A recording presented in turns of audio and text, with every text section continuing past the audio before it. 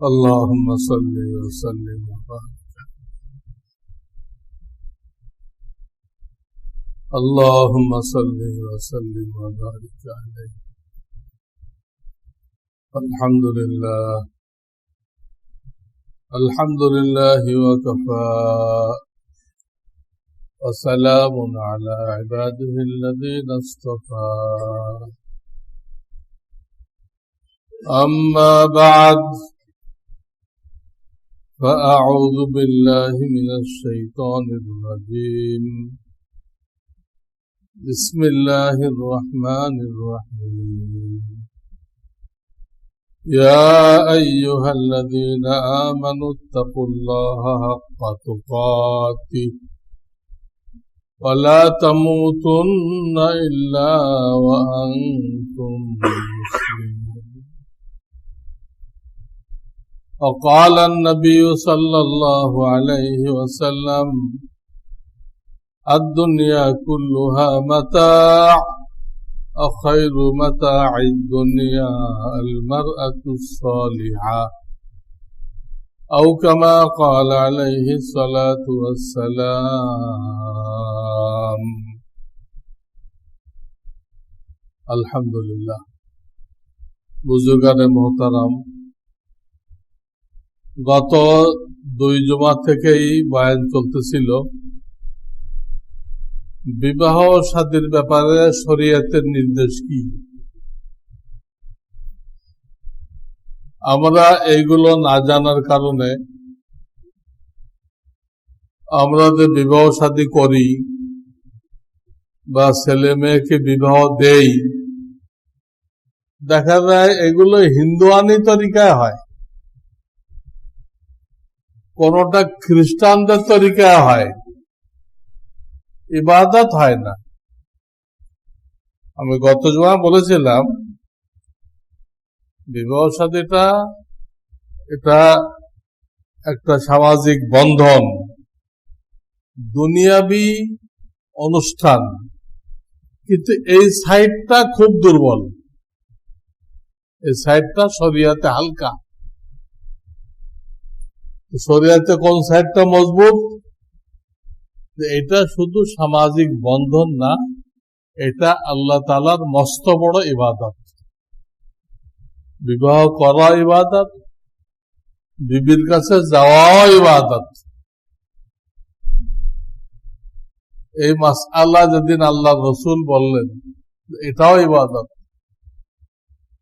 তো সাহাবায়ে কেরাম তাজ্জুব বনে গেলেন, ইয়া রাসূলুল্লাহ, আমরা আমাদের শারীরিক চাহিদা পূরণ করব, এটা ইবাদত কিভাবে হলো? ওনারা তর্কের জন্য প্রশ্ন করতেন না, সিস্টেমে ছিল না, বুঝার জন্য। এজন্য কোন আলেমের সাথে তর্কের জন্য তর্ক করা এটা বেয়াদবি। বেয়াদব শেষ পর্যন্ত বেঈমান হয়ে যায়, বেয়াদব বেঈমান হয়ে যায়। হ্যাঁ, আপনি বোঝার জন্য প্রশ্ন করতে পারেন, হুজুর এটা ক্লিয়ার বুঝে আসে, বাস বুঝাই দিলে হয়ে গেল। খুব খেয়াল রাখবে, বেয়াদব মাহরুম আজ ফজলে গাস্ত, বেয়াদব আল্লাহ রহমত থেকে বঞ্চিত। ইসলামে আদব কায়দা শেখা। এক হাদিসে আসছে, মাল্লাম ইয়ারহাম সগীরানা ওয়ালাম ইউকির কবীরানা ওয়ালাম ইউবাজ্জিল আলিমানা ফালাইসা মিন্না। আবার যে উম্মত ছোটদেরকে স্নেহ করে না, বড়দেরকে সম্মান করে না, ওলামায়ে কেরামকে যথাযথ মর্যাদা দেয় না,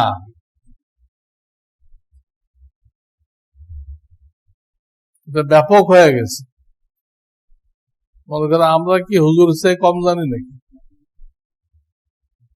আমরা বুখারী শরীফ পড়ি, কোরআনের তাফসীর পড়ি, আমরা কি কম জানি না?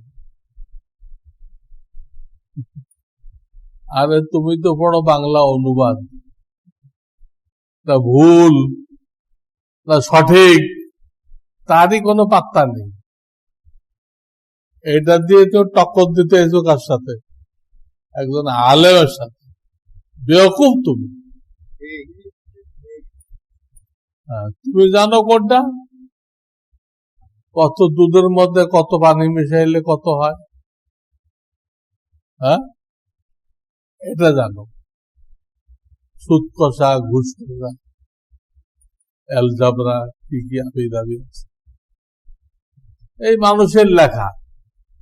তুমি এইগুলো জানো। কম্পিউটার জানো। কম্পিউটার কি পুরা দুনিয়া আখিরাত? এত এক কণাও না। তুমি এটা জানে খুব বড়াই জাহির করতেছ। হুজুরা দুনিয়াও জানে, কবরের জিন্দেগিও জানে, আখিরাতের জিন্দেগিও জানে। তিনটা জিন্দেগি সম্পর্কে তাদের নলেজ আছে। কোরআন হাদিসে যা বলা হয়েছে সব তারা জানে। আর তুমি এক কম্পিউটার লেবো জরুরি। তাও এগুলো নিয়ে যারা বসে থাকে এদের চরিত্র নষ্ট হয়ে যায়। এগুলোর মধ্যে ইহুদিরা এমন এমন সাইট ঢুকাই দিছে, আপনি একটু পরে ওই দিক চলে যাবেন। কম্পিউটারের কাজ বাদ দিয়ে ওই দিক চলে যাবেন। তখন আপনার চরিত্র নষ্ট হয়ে যাবে। ওইখানেও একটা বেপর্দা মেয়েকে দেখা চোখের জিনা, চোখের, ওকে নিয়ে জল্পনা কল্পনা করা কলবের জিনা। তা আপনি তো জিনায় লিপ্ত, কম্পিউটার চালাইতে দিয়ে জিনায় লিপ্ত। আবার এগুলো যারা করে তারা রাত্রে আর ঘুমাইতে পারে না। রাত্রে তো ফজর কাজা। যে এলাকায় যখনই সূর্য ডুবে, যে এলাকায়, তো বিজ্ঞানীরা বলছে মাথার মধ্যে এক প্রকার রস পদার্থ জমে। ওটার দায়িত্ব আপনাকে টাইম মতো ঘুম পাড়ায় দেওয়া। বেলা ডোবার সাথে সাথে ওটা প্রক্রিয়া শুরু হয়ে যায়। এই জন্য আল্লাহ রসুল সাল্লাল্লাহু সাল্লাম বলেছেন, ঈশার আগে ঘুমাইবা না, ঈশার পরে দেরি করবা না। ঈশার আগে ঘুমাইবা না, ঈশার পরে গপগুজারি করে দেরি করবা না। কারণ দেরি করলে ওই যে জিনিসটা তৈরি হয়েছিল আপনার সুনিদ্রার জন্য, ওইটা নষ্ট হয়ে যায়, ওইটা ক্ষতিগ্রস্ত হয়ে যায়। তখন আপনি যত চেষ্টা করেন ঘুম আর আসবে না। ঘুমের জন্য আল্লাহ তাআলা কুদরতি ভাবে সিস্টেম করছিলেন। ওই সিস্টেম তো আপনি এই কম্পিউটার চালাইতে দেয়, নেট চালাইতে দেয়, আপনি নষ্ট করে দিচ্ছেন, আপনি নষ্ট করছেন। এখন আর ঘুম আসবে না। ঘুম না হলে সে লোকটা দিনে কাজ করবে কেন? একটা হলো কেউ ক্ষতি করছে, তার কিছু করার নেই। আজকাল এটা হইতেছে, একজন আরেকজনকে জাদু করে, এটা তো আমার নিয়ন্ত্রণ নেই, আপনার নিয়ন্ত্রণ নেই। আরটা হলো আমি তাড়াতাড়ি ঘুমাবো রাত 10টার মধ্যে, না 3টা পর্যন্ত জাগবো, এটা কি আরেকজনের নিয়ন্ত্রণে না আপনার নিয়ন্ত্রণে? আপনার নিয়ন্ত্রণটাই আপনি ভুল করতেছেন, করে মুসিবত ডেকে আনতেছেন।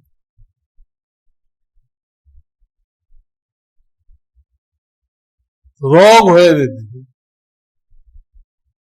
যুবকরা আম ভাবে ফজর কাজা করে, 8টায় পড়ে, 9টায় পড়ে, অনেকে পড়েই না। এই একটা অমান্য করার কারণে ঈশার আগে ঘুমায়ও না, ঈশার পরে দেরি করো না। ঈশার নামাজ একটু দেরিতে করে পড়া, এটা চারো মাযহাবে মুস্তাহাব, শুধু হানাফি মাযহাব না। ঈশার নামাজ দুনিয়ার সমস্ত কাম কাজ শেষ করে ঈশার নামাজ।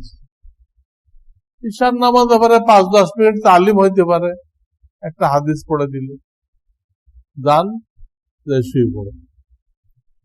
ঈশার পরে কোনো কাজ না রাখা, কারণ আমাদের সবই উল্টা। ঈশার নামাজ হয় 8:30 পৌনে 9টায়। শরিয়ত যে বলছিল সব কাজ শেষ করে ঈশার নামাজ পড়ো, নবীজি সাল্লাল্লাহু আলাইহি সাল্লাম ঈশা পড়তেন 10টার দিকে। নবীজি সাল্লাল্লাহু আলাইহি সাল্লাম ঈশা পড়তেন কটার দিকে? 10টার দিকে। এখন ঢাকা শহরে একটা মসজিদ আছে, ওই 8টায় পড়ে সব কাজ রাখছে ঈশার পরে। এই কাজ শেষ করতে করতে 12টা, 1টা, 2টা, তারপর শুইলে ওই জিনিসটা তো নষ্ট হয়ে গেছে। যে হরমোনটা আপনাকে ঘুমাই দিবে ওটা তো কি হয়ে গেছে? নষ্ট হয়ে গেছে। একটা জিনিস টাইম মতো কাজে না লাগাইলে ওটা কি হয়?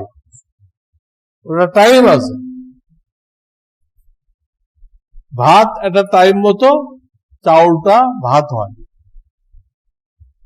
তখন নামাইতে হয়। আপনি তখনও জ্বালাইতে থাকবেন, যাও হয়ে যাবে, পুড়ে যাবে, নষ্ট হয়ে যাবে। নিয়ম মানতে হবে। তো রসুলের প্রত্যেকটা জিনিস,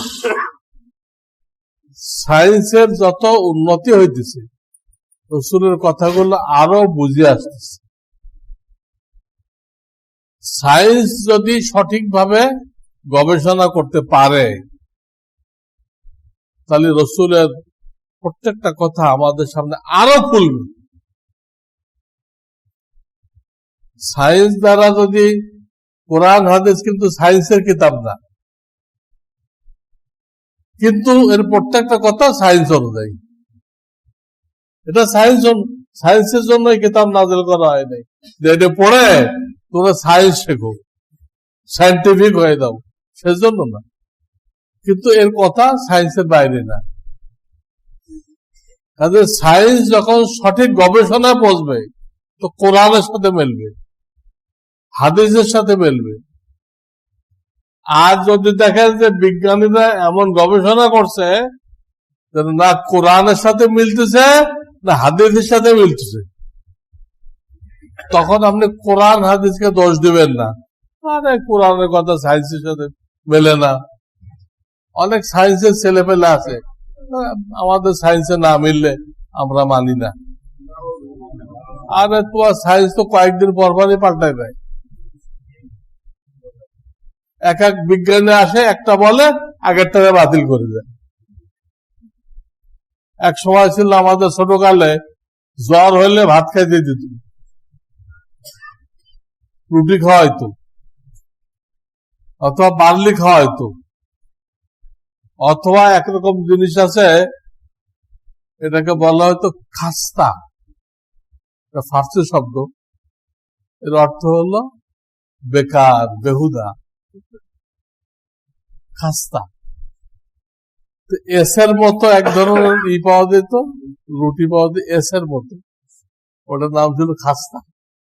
কোনো মজা নেই, কোনো স্বাদ নেই, কোনো ভিটামিন নেই, কিচ্ছু নেই, এটা খাওয়ানো হইতো। এত মুসিবত হইতো জ্বর হইলে। এখন ডাক্তাররা দিব্যি ভাত খাইতে মানা করতে, খুব ভাত খান, ওষুধ খান, ঠিক হয়ে যাবে, ভাত নিষেধ নেই। আগে তো জ্বরের রোগীকে পানির কাছেও যেতে দিত না, এখন বলতেছে ঠান্ডা পানি দিয়ে বা বরফের পানি দিয়ে ও শরীর মুছে দেন। সায়েন্স ঠিক থাকে কই? সায়েন্স তো কয়েকদিন পর পরই পরিবর্তনশীল।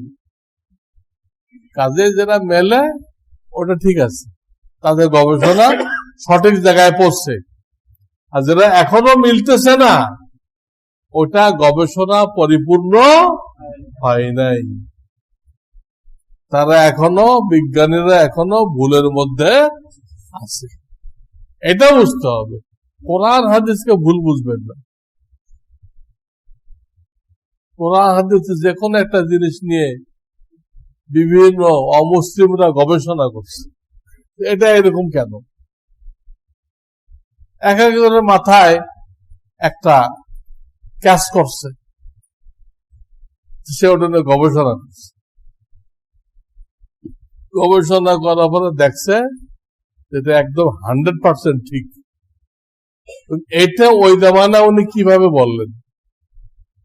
ওই জামানায় কোনো সায়েন্স ছিল না, কোন ল্যাবরেটরি ছিল না, তাহলে উনি কিভাবে বললেন?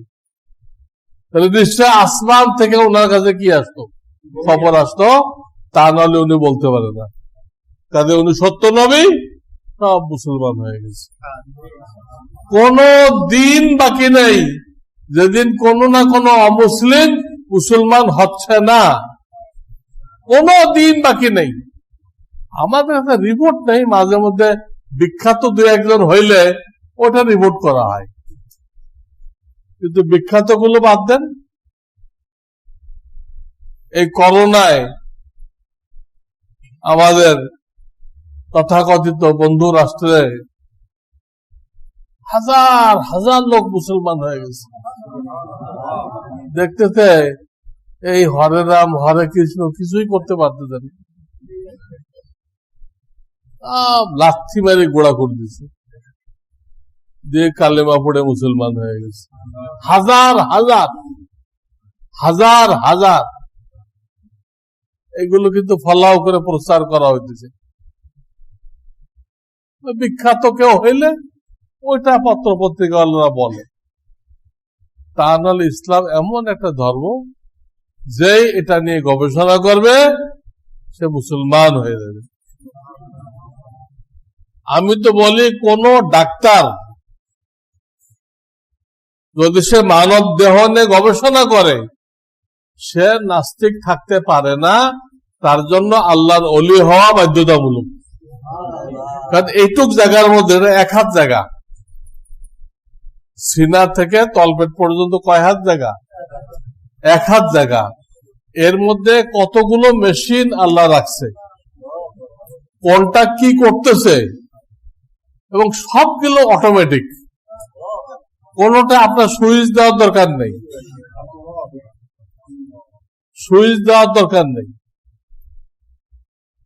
এটা যখন ডাক্তাররা চিন্তা করে,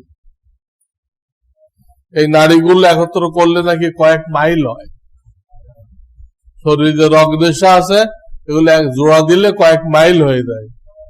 আমরা চিন্তা করতে পারবো? এত কোটি কোটি মানুষ আল্লাহ বানাইছে, কোন দুইজনের স্বর, গলার স্বর এক হবে না। কোটি কোটি মানুষ, কোন দুইজনের আঙ্গুলের ছাপ কি হবে না? এক হবে না। কোন মানুষ পারবে? 2-3টা পারবে, হয়তো 2-3টা, পরবা যা বানাবে আগের মতো হবে। আর আল্লাহ এত কোটি কোটি বানাইছে, এখন কত কোটি? 6 কোটি না 8 কোটি? এই 8 কোটি মানুষের আঙ্গুলের ছাপ 8 কোটি রকমের। আপনি 8 কোটি পার্থক্য করতে পারবেন? এই জন্য এই 600 কোটি মানুষের এই ছাপ নেওয়া হয়, দলিলের মধ্যে ছাপ নেওয়া হয়, আবার পাসপোর্টও নেয়, আবার এয়ারপোর্টেও নেয়। এয়ারপোর্টে আপনার আঙ্গুলের ছাপ নেয় কেন? আল্লাহ রাজীব, আল্লাহ যেটা যেভাবে করার দরকার ছিল ওটা এইভাবে করছে। আমাদের মাথায় চুল দিছে কেন? অনেক হিকমত। একটা হিকমত হলে এই তো অনেক মানুষ, গরিব মানুষ থাকবে, এরা ছাতা কেনার টাকা পাবে না, গরিব মানুষ। চলো আমি একটা ছাতা আগের থেকে দিই, ওরা ছাতা দরকার নেই, মাথায় চুল আছে, ওটাই কি লাগাই দিয়ে দিচ্ছে। অনেক মানুষ জুতা কেনার তৌফিক নেই, জুতা কেনার কি নেই, তৌফিক নেই, কোন রকম খায়েব আছে। আল্লাহ তাদের জন্য কি করছেন, পায়ের চামড়াকে মোটা করে দিচ্ছেন। সারা জীবন হাঁটবে কিন্তু চামড়া ক্ষয় হবে না। দেখেন, জুতা কেনার তৌফিক নেই, জুতা আগে তো আপনাকে দিয়ে রাখছে আল্লাহ। অনেকের আরামদায়ক চেয়ার নেই, আছে একখান দোকান চেয়ার আছে, কিন্তু কাঠের তৈরি, কোনো আরাম টারাম নেই,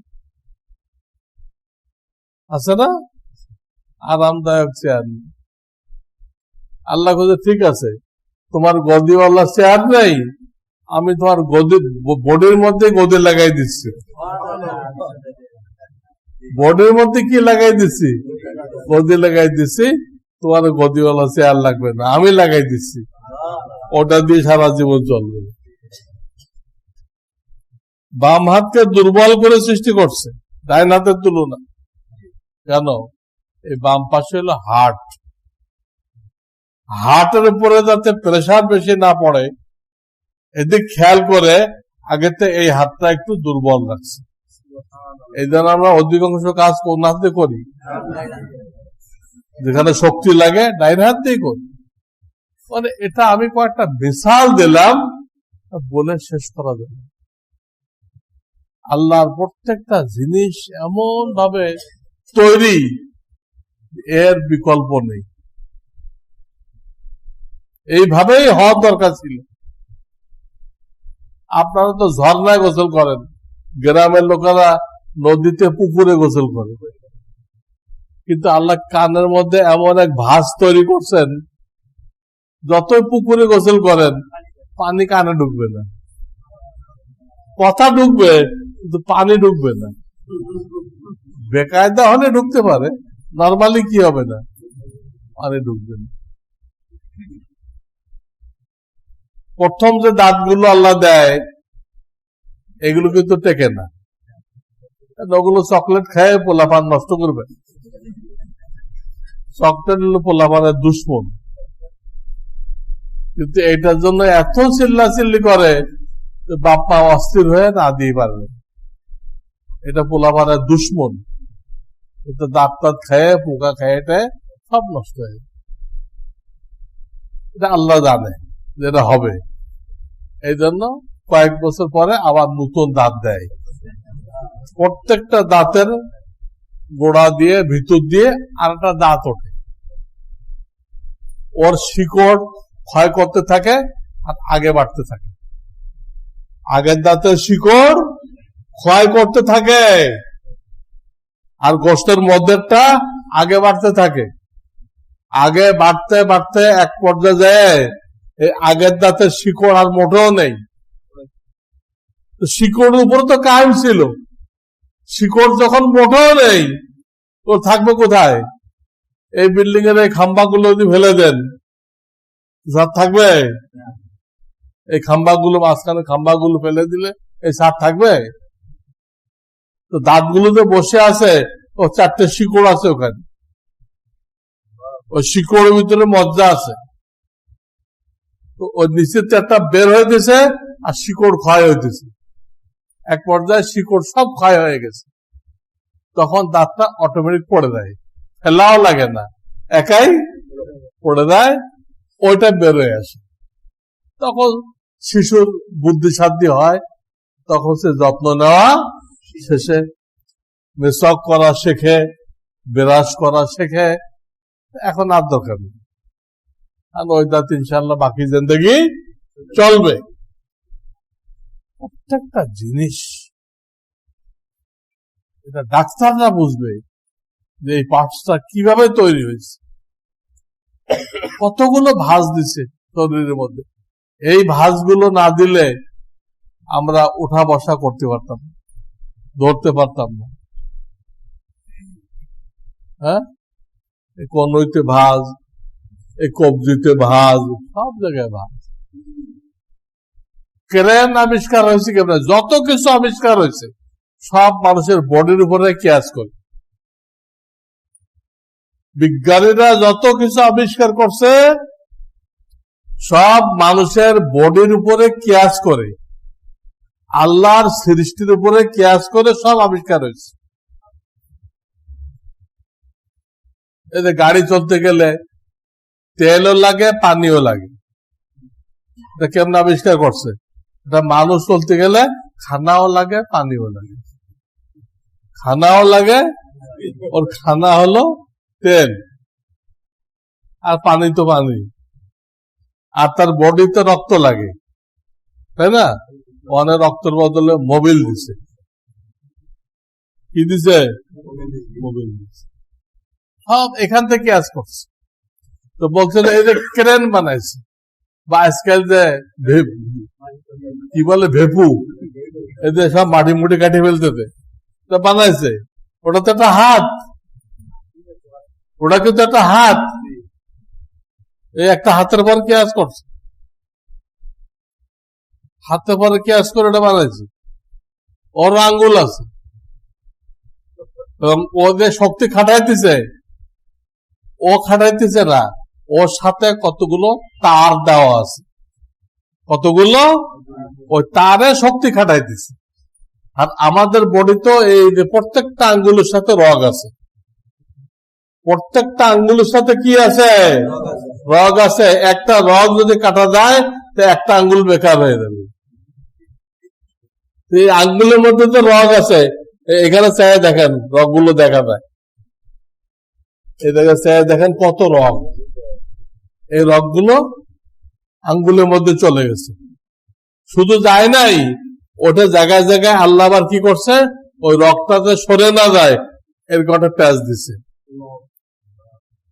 প্যাচ দিলাম আমি এভাবে, এরকম প্যাচ দিছি। আজীব কুদরত। এইগুলো দেখে দেখে তো সব আবিষ্কার হয়েছে। এই বিল্ডিং আবিষ্কার করছে মানুষের ঘরে অনুমান করে, মানুষের ঘরে অনুমান করে বিল্ডিং আবিষ্কার করছে। মানুষের শরীরে হাড্ডি থাকে, গোশত থাকে, চামড়া থাকে, পোশাক থাকে। হাড্ডি দাও, রড হলো হাড্ডি। গোশত দাও, এই যে ঢালাই, সিমেন্ট, বালু, পাথর, গোশত। তারপরে আস্তর করো, চামড়া, এটা কি? চামড়া। তারপরে রং দাও, বার্জার পেইন্ট, এটা হলো পোশাক। মানুষের শরীরে যা যা ছিল এইগুলো দেখে এইগুলো আবিষ্কার করছে। মানুষের কি সাধ্য ছিল? এই মানব দেহ এটা কত বড় একটা ইঞ্জিন, সমস্ত কম্পিউটার ফেল। কম্পিউটারে একটা ফাইল তালাশ করতে সময় লাগে, তাড়াতাড়ি পাওয়া যায় না।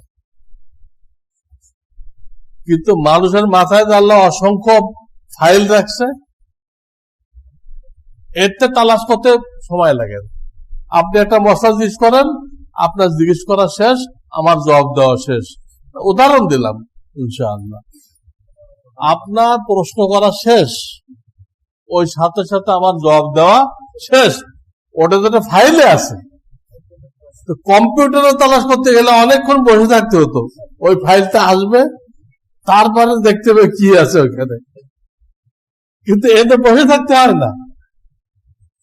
তো ওই সেকেন্ডে ফাইলটা চলে আসে, যে ফাইলটা আপনার দরকার। আমি যে কথা বলতেছি এটা আল্লাহর মেহেরবানি। একটা কথা পরে আর একটা কথা যদি গবেষণা করে বলতে হতো, একটা বললে আমি আধা ঘন্টা বয়ে থাকলাম, এর পরে কি বলবো, আমরা সব চলে যেতে কি হুজুর, একটা করে আধা ঘন্টা বয়ে থাকে, তারপর আর একটা কয়, তো প্রত্যেকদিন জুমায় 3টা বাক্য হইতো। কিন্তু আল্লাহ এমন কম্পিউটার দিয়ে দিছে, অনর্গল বলতেছেন, অনর্গল নতুন নতুন ফাইল আসতেছে, আর আপনি ওই ফাইল থেকে নতুন নতুন তথ্য শোনাই দিচ্ছেন। এটা আল্লাহর বানানো কম্পিউটার, মানুষের বানানো কম্পিউটার না। আল্লাহ আমাদেরকে বুঝবার তৌফিক দান করুন। বয়ান চলতেছিল বিবাহ। এগুলো না জানলে হয় কি আমাদের কাজগুলো ইহুদিদের তরিকা হয়, খ্রিস্টানদের তরিকা হয়, হিন্দুদের তরিকা হয়, আল্লাহ নারাজ হয়ে যায়। আল্লাহ ওই সংসারে সুখ শান্তি হয় না, ওই সংসারে নেক সন্তান পয়দা হয়। এদের এটাকে শুধু অনুষ্ঠান মনে করে, গলত। এটাকে ইবাদত মনে করতে হবে। ইবাদত যখন, তাহলে এর মাসলা জানতে হবে। বিবাহতে একদম বিসমিল্লাহ সর্বপ্রথম কাজ। না মেয়ের মোহর জিজ্ঞেস কর। মোহর কিন্তু ঋণ, আপনারা অনেকেই দেন নাই। কেমনে জানলাম আমি? পুরা বাংলাদেশের এই হালাত। আমি কারো কাছে জিজ্ঞাসা করি নাই, আপনি দিচ্ছেন? কাউকে জিজ্ঞাসা করি নাই, কিন্তু আন্দাজে বলে দিলাম পুরা বাংলাদেশের হালাত দেখে অনেকেই দেন নাই। অথচ এটা এরকম না। ওই মোহরের বদলে, দেন মোহরের বদলে আপনার বিবি আপনার জন্য হালাল হয়েছে। যেটা দিয়ে হালাল করলেন এটাই দেন নাই। কানজুল উম্মাল যে হাদিসের কিতাব, এই হাদিসের কিতাবে আছে যে কোন ব্যক্তি যদি বড় আকারে মোহর বাঁধে কয়েক লাখ, অথচ এটা পরিশোধ করার তৌফিক নেই, তো বাঁধলেন কেন? এটা নাক রক্ষার জন্য বাঁধতে হয়, নাক রক্ষার জন্য, সামাজিক মর্যাদা বজায় রাখার জন্য। আমি বললাম যে কমায় বাঁধে দেখেন তো নাক থাকে কিনা।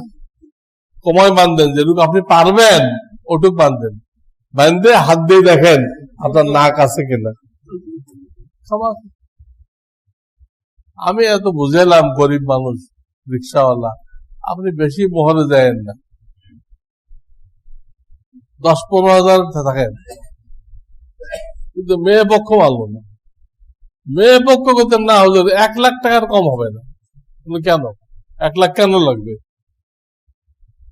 আল্লাহ তো 3,000 টাকা জায়েজ করছে, সর্বনিম্ন 2,500 3,000 টাকায় মোহর জায়েজ করে দিছে। আপনি 1 লক্ষ বাধ্য করতেছেন কেন? মেয়ে পক্ষ আমাকে বললো যে এটা বর্তমান বাজার রেট, নাকি বাজার রেট। আরে মহিলা কি বাজারে চিংড়ি মাছ? আপনি এনে বাজার রেট করতেছেন? তো আশরাফুল মাখলুকাত। তো কানজুল উম্মালের হাদিসে আসছে বড় বড় মোহর বাঁধে সামাজিক চাপের কারণে, মর্যাদা রক্ষা করার কারণে বাঁধে, অথচ দেওয়ার নিয়ত নেই। ওই হাদিসের কিতাবে একটা নবীজির হাদিস আছে, এই লোকটা বিবাহ করা সত্ত্বেও স্ত্রীর সাথে জিনা হবে। স্ত্রী আর জিনা তো একসাথে হয় না। স্ত্রী তো হালাল, যে মোহর দেওয়ার নিয়ত নেই, তাই স্ত্রী কি হয়ে গেছে? হারাম হয়ে গেছে। এবং হাসরের ময়দানে সে উঠবে কোন কাতারে? জিনাকারীদের কাতারে উঠবে। আপনারা এটাকে হালকা করে দেখবেন না, সবাই আদায় করবেন। একবারে না পারেন কিস্তিতে দেন, টাকা দেওয়া জরুরি না, সম্পদ দিয়ে দেন, ওই টাকার সমমূল্যের একটা সম্পদ দিয়ে দেন। তা না হলে আল্লাহর কাছে যাই ধরা খাইতে হবে আপনি ঋণ খেলাপি। দুনিয়া তো গভর্নমেন্টের কাছে ধরা খাইতে হয়, আর এটা আল্লাহর কাছে ধরা খাইতে হবে, ঋণ খেলাপি আমি। তো আমি কেন বললাম যে প্রথম আলোচনা মোহর নিয়ে হবে, এর আগে কোনো কথা নেই। এই জন্য একটা সমস্যা হয়। মেয়ে দেখছে, পছন্দ হয়ে গেছে, সবকিছু ঠিক, সব ঠিক, তখন আলোচনা করে মোহরে। তখন মেয়ে পক্ষ এমন এক মোহর চায় 20 লক্ষ। ছেলে তো পরেশান, ছেড়ে জামা কান্দে আছে, ওর থেকে 20 লাখ টাকা দিবে। সব ঠিক, মোহর বাঁধছে এরকম। যে মেয়ের বাপ এরকম মোহর চায় ওখানে বিয়েই করবেন না, বুঝবেন যে দিনদারি নেই। কারণ মেয়ে বিয়ে দেওয়া মানে নিজের একটা ছেলে বাড়া। প্রত্যেক মেয়ের জামাই আপনার ছেলে, ছেলের কান্দে আপনি এমন বোঝা কেন দিচ্ছেন যেটা সে কোনোদিন আদায় করতে পারবে না? আপনার ছেলে, মেয়ের জামাই আপনার ছেলে, তার কান্দে বোঝা কেন দিচ্ছেন? সে যেটা সহজে পারে ওটুকু এইলো মশলা। বিরাট আকারে বাঁধে দিলেন, ও দিতে পারলো না, তো কি হলো? আপনার মেয়েটাও জেনাকারিনী হয়ে গেল, আপনার জামাইও কি হলো?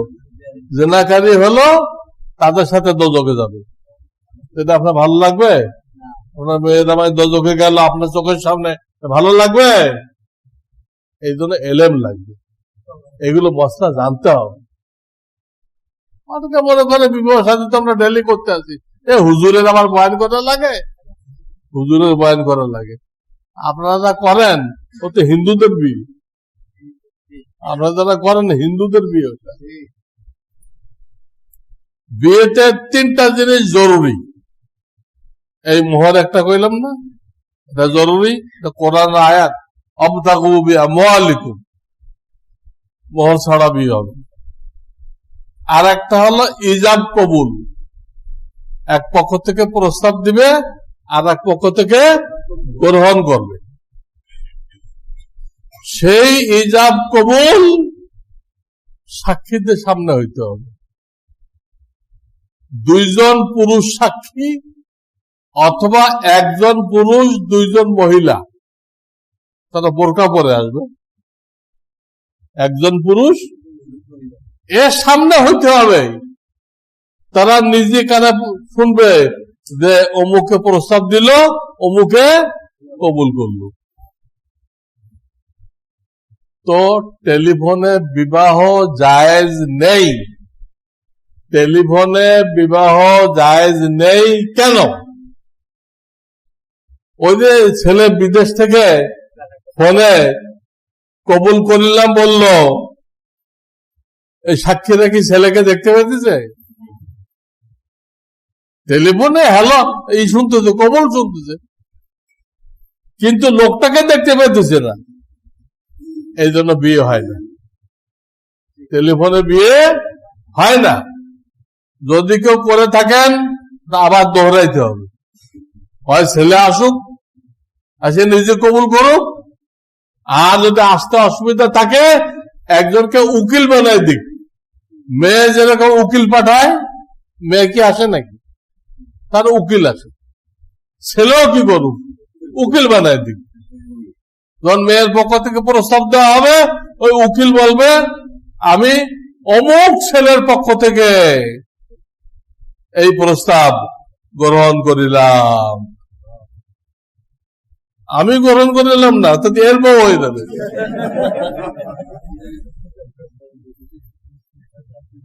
বলতে হবে অমুক ছেলের পক্ষ থেকে, যিনি আমেরিকায় থাকেন, লন্ডন থাকেন, তার পক্ষ থেকে আমি এই প্রস্তাব গ্রহণ করিলাম, তো হয়ে যাবে বিয়ে সই।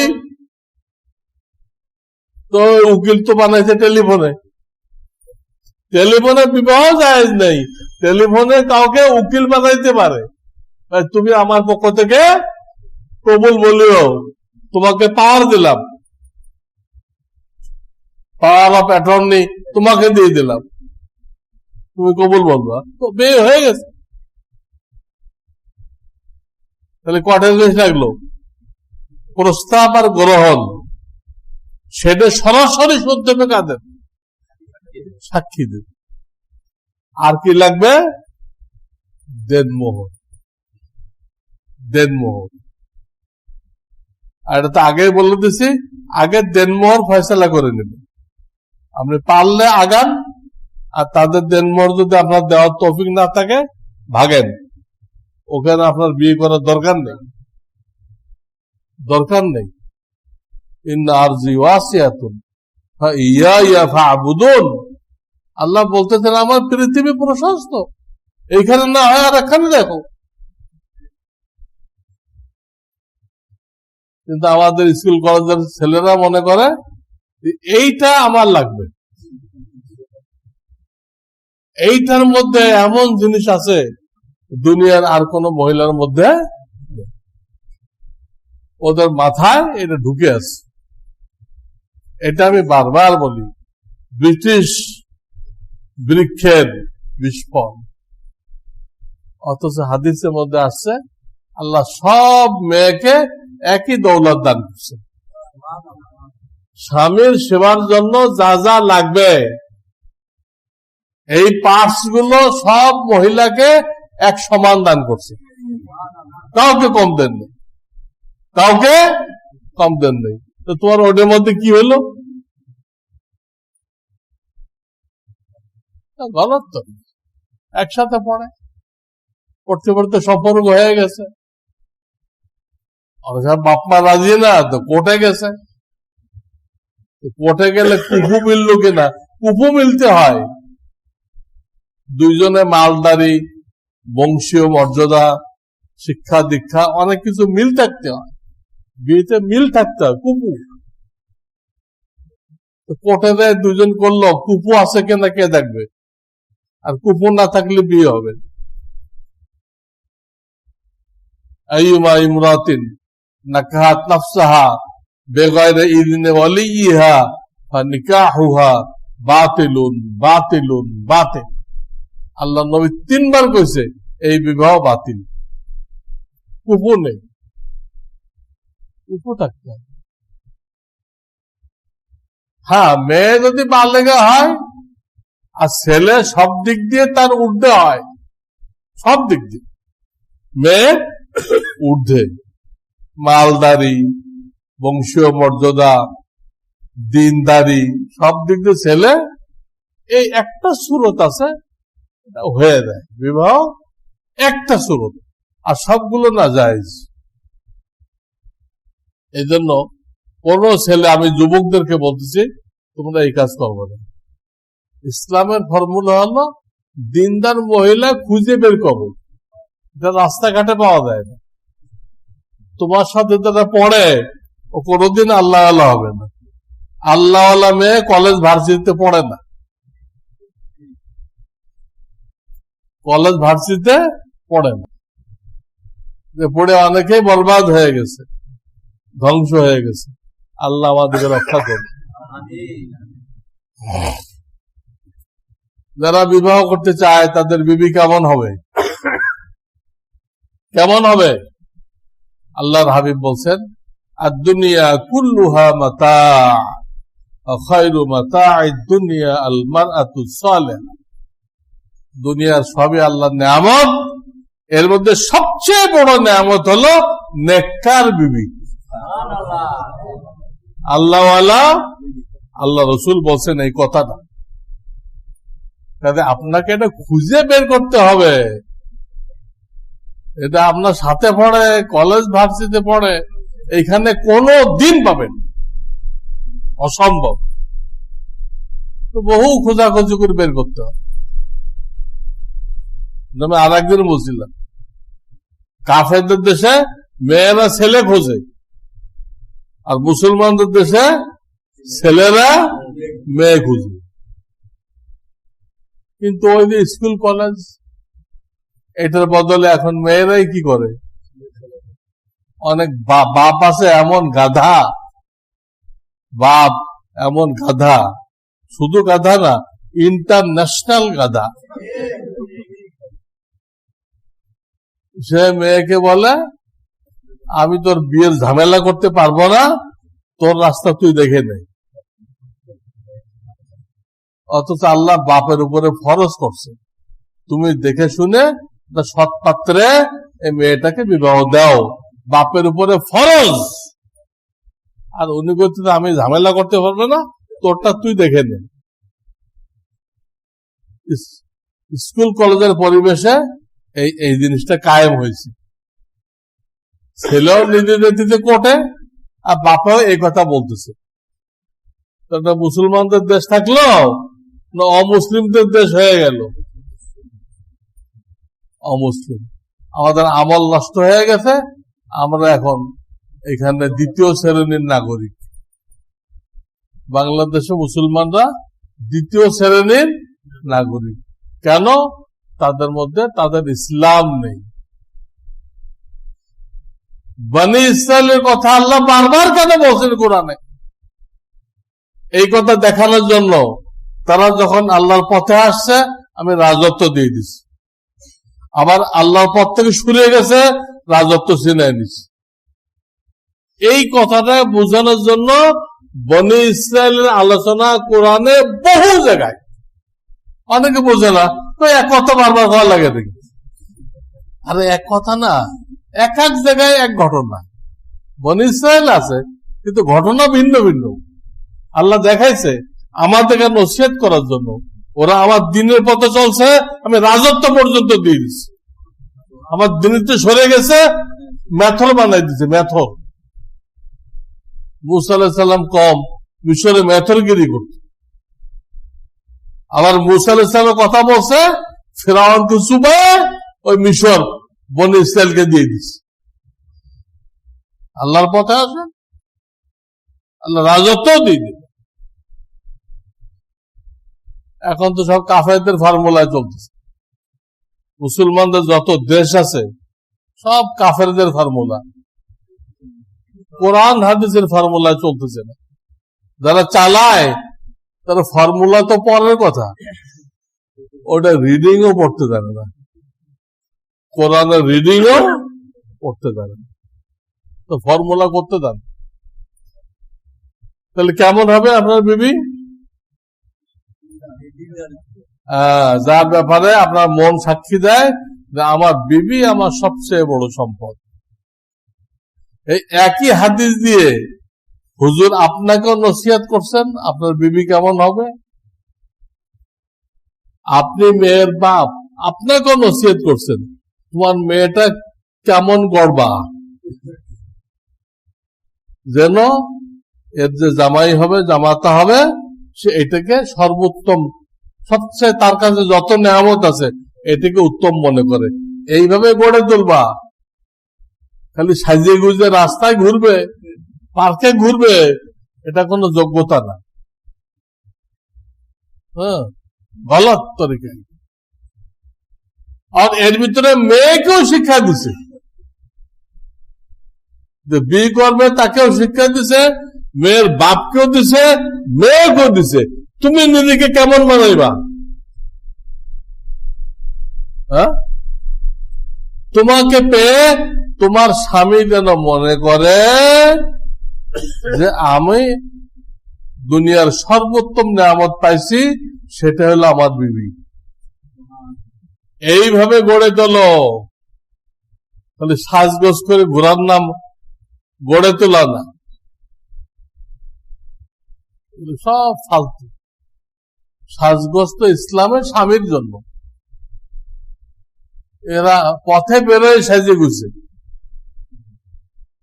অন্য মানুষকে আকৃষ্ট করে। এটা সব মানসিক রোগী। কারণ এই যে হাজার হাজার লোক আকৃষ্ট হইতেছে, ওর লাভটা কি? হাজার হাজার লোক যদি আসে তো কি বিয়ে করতে, হাজার লোকের সাথে বিয়ে বসতে পারবে? পারবে। তার আগে তসলিমা নাসরিন হইতে হবে, তাহলে পারবে। তাহলে আমার লাভটা কি আকৃষ্ট করে? আমি এত লোকের সাথে বিয়ে বসতে পারবো না। সব যুক্তির নিরিখে একদম আকলের বাইরে, জ্ঞানের বাইরে, পাগলামি। এই জন্য এই সমস্ত মহিলাদেরকে আমি বলি মানসিক রোগী, এদের চিকিৎসা হওয়া দরকার। আমি যে এইভাবে ঘুরতেছি, রেজাল্ট কি, ফায়দা কি? দেখেন এক হাদিস দিয়ে নবীজি কয় শ্রেণীকে নসিহত করলেন? 3 শ্রেণীকে। মেয়ে নামাজি হবে, পর্দাশীল হবে, স্বামীর আনুগত্যশীল হবে। এখন তো কিসের আনুগত্যশীল? নাম ধরে ডাকে, মনে ও ছোট ভাই। এই হলো ব্রিটিশ শিক্ষার বিস্ফল। জায়েজ নেই এটা। আল্লাহ তাআলা স্বামীকে সম্মান দিতে বলেছেন, এমনকি বলেছেন আমার শরীয়তে যদি সিজদা করা জায়েজ থাকতো আল্লাহ ছাড়া অন্য কাউকে, তাহলে আমি প্রত্যেকটা মহিলাকে বলতাম তোমরা স্বামীকে সিজদা করো। সিজদা করার কথা বলতে এইখানে নাম ধরে দেখা, তুই তুকারি করা, এগুলো জায়েজ আছে? আপনি বলতে হবে। হ্যাঁ, স্বামী নাম ধরে ডাকতে পারে। স্বামী রাসূলুল্লাহ তার বিবিদেরকে নাম ধরে ডাকতেন। আয়েশার নাম ছিল আয়েশা, নবী দিয়ে পাল্টাই দিয়েছিলেন হুমায়রা। আগের নাম যদি স্বামীর পছন্দ না হয়, স্বামী একটা চেঞ্জ করতে পারে, সুন্দর নাম দিতে পারে, সে নাম ধরে ডাকবে। স্বামী নাম ধরে ডাকতে পারে, স্ত্রী পারে না। তাকে স্বামীকে সম্মান করতে হবে। সে একদিক দিয়ে বন্ধু বটে, আর একদিক দিয়ে মুরব্বী, আর একদিক দিয়ে অভিভাবক। আর রিজালু কাওয়ামুনা আলান নিসা, আমি পুরুষদেরকে মহিলাদের পরিচালক বানাইছি। পুরুষদেরকে পরিচালক করেছে আল্লাহ কোরআনে, লিরিজালি আলাইহিন্না দারাজাত। আমি দুনিয়াতে পুরুষকে নারীর উপরে শ্রেষ্ঠত্ব দান করছি দুনিয়াতে। আখিরাতে তো আমল অনুযায়ী, আখিরাতে, কিন্তু দুনিয়ার এটা আমল অনুযায়ী না। কোন মহিলার স্বামী যদি মদখোর হয় তাকেও সম্মান দেখাইতে হবে, তাকে বুঝায় মদের থেকে ফিরায় আনতে হবে। আমি ঘটনা বলবো ইনশাআল্লাহ। তারপরে আপনি বিবাহতে কি পরিমাণ খরচ করবেন? আল্লাহ নবী বলেছেন ইন্না আযমান নিকাহি আইসারান বারাকাতান আইসারুহু মাউনাতান। ইন্না আযমান নিকাহি বারাকাতান আইসারুহু মাউনাতান। যে বিবাহে খরচাপাতি কম করা হয়, মোহর কম করে ধরা হয়, আল্লাহ সেই বিবাহে বরকত দান করেন। আপনি যে 10 লাখ মোহর ধরলেন, আগেই বরকত থেকে বের হয়ে গেছেন। বরকত আল্লাহ দেয়, আল্লাহর ফরমানা মানলে। তিনি এই কথা বলতেছেন তার হাবিবের মাধ্যমে, ইন্না আযমান নিকাহি বারাকাতান আইসারুহু মাউনা। ওই বিবাহে আল্লাহ বরকত দান করেন যে বিবাহে খরচাপাতি কি করা হয়, কম করা হয়। কোনো অপচয় নেই, কোনো অপব্যয়, কোনো ভিডিও নেই, কোনো গেট নেই, কিছুই নেই। এটা বরকত। কেমন খানদানে বিয়ে করবেন, খানদান তো দেখতে হবে। নবীজি বলেছেন তাজাওয়াজুল অলুদাল ওয়াদুদ ফাইন্নী মুকাসিরুন বিকুমুল উমাম ওয়ালা বিসিখত। তোমরা এমন খানদানে বিয়ে করো যে খানদানের মেয়েরা বেশি সন্তান দেয় এবং স্বামীকে মহাব্বত করে, এরকম খানদান তালাশ করো।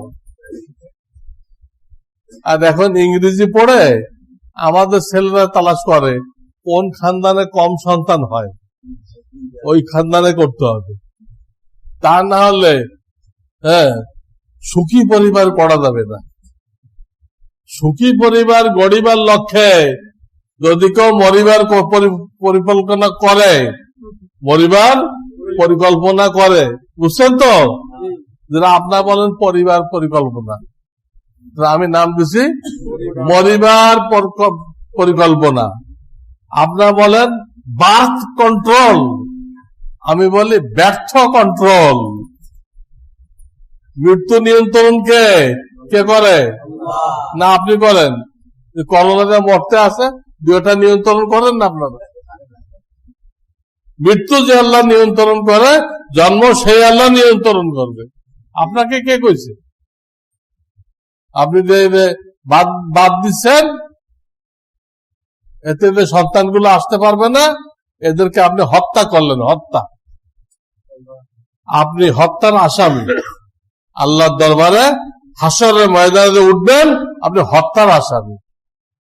তলোয়ার দিয়ে হত্যা করেন নাই, এই জন্ম নিয়ন্ত্রণের পদ্ধতি দিয়ে হত্যা করছেন। এটা কাফেররা আমাদের কাঁধে চাপাই দিছে। যে কোনো সাহায্য আমাদেরকে দেয়, সেখানে কাফেররা শর্ত দেয় যে এর মধ্যে 25% জন্ম নিয়ন্ত্রণের প্রচারের জন্য ব্যয় করতে হবে, তা বলে দেয়। তো রেডিও টেলিভিশনে খুব বলতে থাকে, আর প্রায় মানুষ ওটা মাথার মধ্যে বসায় যে লোক কম হলেই শান্তি হবে, লোক বেশি হলে শান্তি হবে না। অর্থাৎ শান্তি কি লোক কমের মধ্যে না, শান্তি আল্লাহ দেয়। আল্লাহর হুকুম মতো চলে, ছেলে পেলে বেশি হলেও শান্তিতে আছে। যে আল্লাহর হুকুম মতো চলে না, তার সন্তান কম হইলেও, যে পুলিশের মেয়ে পুলিশকেও মারলো, তার মারও জবাই করলো, ও তো 2 ছেলে পেলে, কেমন শান্তি পাইল? কেমন শান্তি পাইল? এক পুলিশ কর্মকর্তাকে তার মেয়ে হত্যা করলো, কোথায় শান্তি পাইল? রবি ঠাকুর তার বাপের 11 নম্বর সন্তান, তার বাপ দুটো লয়ে বয়ে থাকতো, তো রবি ঠাকুরের আর এই দুনিয়াও দেখা হইতো না, ইংরেজদের দালালি করাও সম্ভবপর হইতো না। বহুত বড় দালাল ছিল নজরুল, তো দালাল ছিল না, সে ইংরেজদের বিরুদ্ধে মোকাবেলা করছে। আমাদের সমাজ তো জানে না কিছু, কিচ্ছু জানে। তারা ওই রবি ঠাকুর রে বেশি সম্মান করে, তার মৌসার দাড়ি এক সমান। খায় কেমনে? এটা খায় কেমনে? মৌসার দাড়ি যদি এক সমান লম্বা, তো কয়েকজন খাদেম লাগবে, কয়েকজন মৌসুসা করে রাখবে, আর কয়েকজনে চামাচুরি খানা দিবে। দাদা, যাই হোক, এগুলো ইসলামে নেই, ইসলামে নেই। কাজে এমন খানদানে বিয়ে করতে হবে যেখানে সন্তান মেয়েরা কি করে, বেশি দেয়, বন্ধা। আল্লাহ তাআলা আমাদেরকে ইসলামে বিবাহ কি জিনিস, কেমন খরচ করতে হবে, কেমন খানদানে বিয়ে করতে হবে, মেয়ের গুণাবলী কি হইতে হবে, এগুলো বুঝবার তৌফিক দান করেন। ওয়া আখিরু দাওয়ানা আনিল হামদুলিল্লাহি রাব্বিল আলামিন।